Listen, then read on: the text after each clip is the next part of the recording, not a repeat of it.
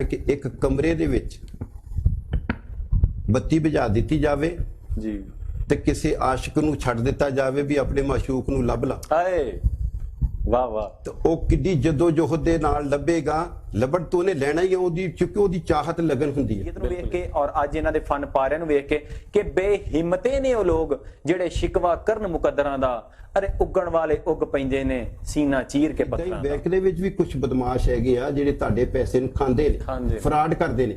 ਮੈਂ ਨਾ ਫਰਾਡਿਆਂ ਨੂੰ ਇਦਾਂ ਧੋਣੋਂ ਫੜਿਆ ਸੀਗਾ ਤੇ ਕੰਨੋਂ ਫੜ ਕੇ ਬਾਹਰ ਕੱਢੇ ਸੀਗੇ ਤੇ ਉਸੇ ਬੁਨਿਆਦ ਤੇ ਮੈਨੂੰ ਇਨਾਮ ਮਿਲੇ ਸੀ।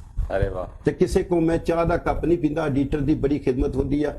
ਮੈਂ ਆਪਣੀ ਜੇਬ ਤੋਂ ਚਾਹ ਦੇ ਕੱਪ ਪੀ ਕੇ ਤੇ ਅੱਲਾ ਦੇ ਫਲਣਾ ਇਮਾਨਦਾਰੀ ਨਾਲ ਅੱਲਾ ਦੀ ਰਜ਼ਾ ਦੀ ਖਾਤਰ ਮੈਂ ਕਿਸ ਕੋ ਕਿਹੜਾ ਕੁਝ ਕੁੱਲੂ ਮਾਨਾ ਲਈਆ ਫਾਨ ਹਰ ਬੰਦੇ ਨੇ ਦੁਨੀਆ ਤੋਂ ਚਲਾ ਜਾਣਾ, ਲੇਕਿਨ ਜ਼ਿੰਦਾ ਯਾਦਾਂ ਇਹਨਾਂ ਦੀਆਂ ਤਾਜ਼ੀਆਂ ਹਰ ਸ਼ੈ ਇਹਨਾਂ ਦੇ ਹੱਥਾਂ ਨਾਲ ਬਣੀ ਹੋਈ ਕਿ ਬਿਲਕੁਲ ਇਸ ਤਰ੍ਹਾਂ ਹੀ ਲੱਗਣਾ ਵਾ ਕਿ ਇਹ ਤੇ ਚਲੇ ਗਏ ਨੇ ਲੇਕਿਨ ਸਾਡੇ ਕੋਲ ਮੌਜੂਦ ਨੇ।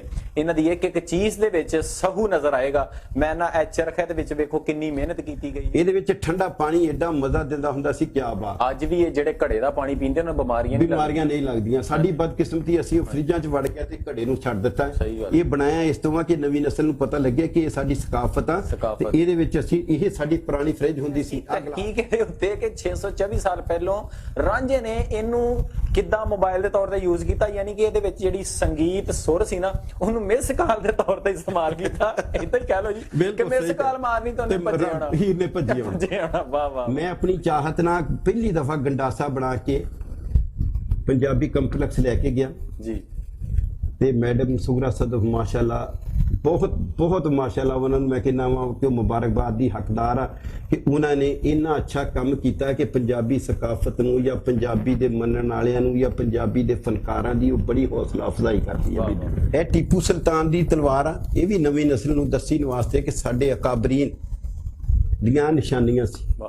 ਤੇ ਟੀਪੂ ਸੁਲਤਾਨ ਦੀ ਇਸ ਤਲਵਾਰ ਕੋਲ ਅੰਗਰੇਜ਼ ਇਦਾਂ ਡਰਦਾ ਸੀ ਜਿੱਦਾਂ ਕਾਂਗ ਲੇਲੇ ਕੋ ਡਰਦਾ।